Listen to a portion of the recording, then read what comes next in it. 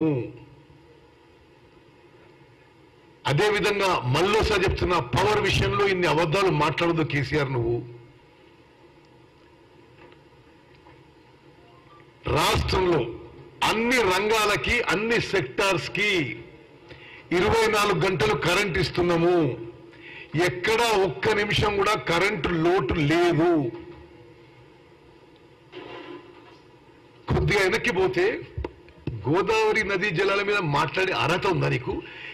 మీకు ఒకటి చెప్పాలి మీడియా మిత్రులారా, నేను ఇప్పుడు ఒక 120 రోజులు ఇరిగేషన్ మినిస్టర్ అయ్యి, ఇది ఒక పౌరునిగా ఒక కాంగ్రెస్ మంత్రి వదిలేసేది.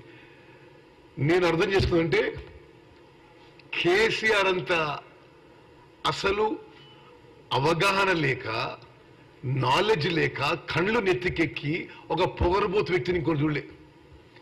ఇరిగేషన్ సెక్టర్ ఈడ బ్యారేజ్ కట్టేసి ఆడ కాలువ దొబ్బు, ఆయన కాంట్రాక్టివ్, ఇంత కమిషన్ దొబ్బుదాం, ఇదే తప్పితే అసలు పూర్తిగా ఇరిగేషన్ సెక్టర్ లో ఏ ఒక్క విషయం ప్రాపర్ డిజైన్ ప్లానింగ్ తో జరగలేదు. కొన్ని ఉదాహరణ చెప్తా మీకు. కాంగ్రెస్ హయాంలో తుమ్మడిటి దగ్గర బ్యారేజ్ కట్టి, ఈ విషయం దయచేసి ప్రజల్లోకి మళ్ళీ ఎందుకు తీసుకురావాలంటే, ఈరోజు ఆయన అబద్ధాలతో తెలంగాణ ప్రజానీకానికి రైతులని మరి ఒక మోసపూరిత విధానంతో వాళ్ళని ఇన్ఫ్లుయెన్స్ చేసే ప్రయత్నం చేస్తున్నాడు. 38,000 కోట్లతో 38,500 crores తో 16 లక్షల ఎకరాలకి ప్రాజెక్ట్ డిజైన్ అయ్యి అన్ని అనుమతులై పనులు మొదలై 5-6 వేల కోట్లు ఖర్చు పెట్టి ఆనాటికి ఈయన ముఖ్యమంత్రి అయిండు. ముఖ్యమంత్రి అయిన తర్వాత కూడా ఈ doctor BR Ambedkar Pranahita Chevella project జాతీయ ప్రాజెక్ట్ ఇవ్వాలని ఆయనే డిమాండ్ చేసిండు. మరి కొన్ని రోజులైనాక ఏమనిపించిందో, దీంట్లో సరిపోని కమిషన్స్ రావు, అదిగాక అంబేద్కర్ పెట్టే ప్రాజెక్ట్ ఎందుకు, ఈ కాంగ్రెస్ వాళ్ళకి ఇది నాకు ఆనాడున్న చాలా పెద్ద మనిషి ఇరిగేషన్లో ముఖ్యుడు చెప్పిన విషయం. Doctor BR Ambedkar Pranahita Chevella project మార్చి ఈ కాళేశ్వరం ప్రాజెక్టు చేయడానికి కేసీఆర్ కక్కుర్తి తప్పితే మరొకటి కాదు, కమిషన్ల కక్కుర్తి తప్పితే. ఈరోజు తెలంగాణలో కరువు రాకపోయేది, ఈరోజు రైతులు ఇబ్బంది పడేవాళ్ళు గారు.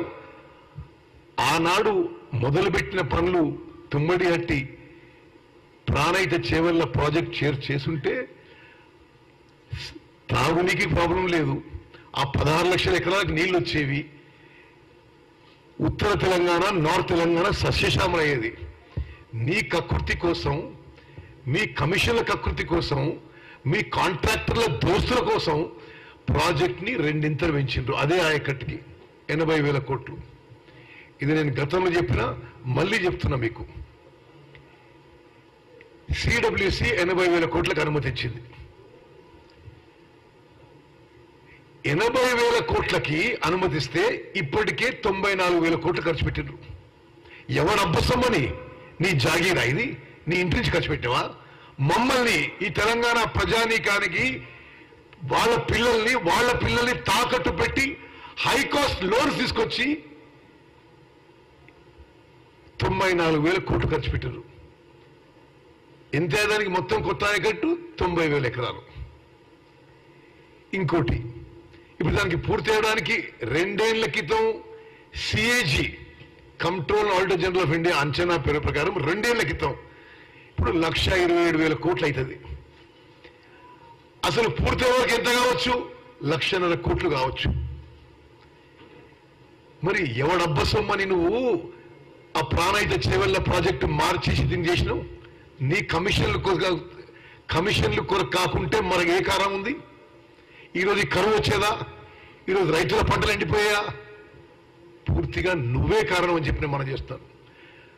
అన్ని దర్యాప్తు సంస్థలు చాలా స్పష్టంగా మేడిగడ్డ బ్యారేజ్ గురించి అన్నాయి. ఇది డిజైన్లో లోపం, ఇది కన్స్ట్రక్షన్లో లోపం, ఇది ఓఎండ్ఎంలో లోపం. ఎవరైనా అప్పుడు చీఫ్ డిజైనర్ ఆయన్ని, చీఫ్ ప్లానర్ ఆయన్ని, చీఫ్ కన్స్ట్రక్టర్ ఆయన్ని, చీఫ్ ఇంజనీర్ ఆయన్ని ఇంకెవరైనా మాట్లాడించినా?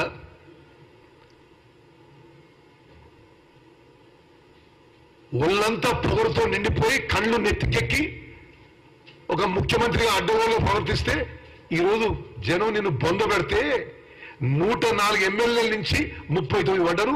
ఆ 39లో మరి 20-25 మంది కాంగ్రెస్ చేరబోతున్నారు. ఇప్పుడు కూడా ఈ మాటలేంది? ఒకటే విషయం మళ్ళీ నేను స్పష్టం చేయదలుచుకున్నా, రైతులకి వారి ఇబ్బందులని తగ్గించడానికి మిగిలిన కొద్దిపాటి నీరుని మేము చాలా జుడిషియస్ గా ఉపయోగించి ఎండాకాలము ప్రాణాలను కాపాడడానికి మంచినీటికి కొంత నీళ్లు సేవ్ చేస్తున్నాము. వ్యవసాయాన్ని కూడా ఎక్కడ వీలైతే ఎంత వీలైతే పంట నష్టం జరగకుండా చూస్తున్నాము. మీకు కొన్ని అసలు అఫీషియల్ విషయాలు కూడా చెప్పాలి. ఆయన అన్నాడు నిన్న, మా ప్రభుత్వం కరీంనగర్ జిల్లాలో 4 సజీవ జలధారాలు సృష్టించింది, బ్లా బ్లా బ్లా బ్లా ఏదేదో పిచ్చి పిచ్చిగా. ఓకే, మీకు అఫీషియల్ గా చెప్పాలంటే 4 జలధారాల సృష్టి మీ కల్పన తప్ప అందులో ఎంత మాత్రం వాస్తవం లేదు. మానేరు నది మీ హయాంలో సజీవ జలధారంగా మారింది.